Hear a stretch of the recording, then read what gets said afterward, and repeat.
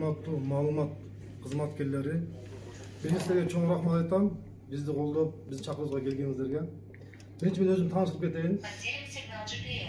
Мен Омурзак Улукбек Абылдаевич, Ош областынын Каракулжа районунун Сай айылында туулганмын. 42 жаштамын.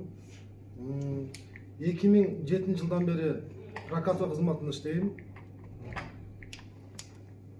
7 баланын атасымын. Мен сиздерди чакырганым себеби ушундай бир азыркы коом экен, заман ушундай экен.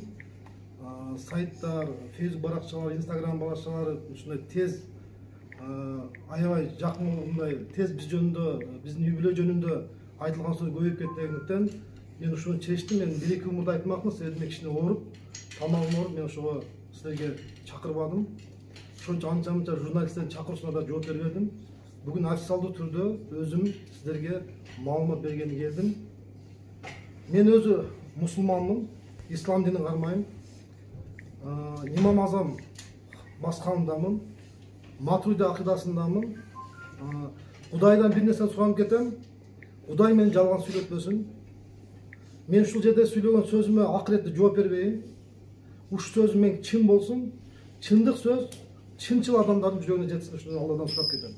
Башка иншалла сиздерден дагы чынчыл так маалымат, так суроолорду күтөм иншалла. Ошого жооп бергенге мен даярмын. Баарыңызга чоң рахмат дагы. Мен даярмын, мага суроо бериңиздер.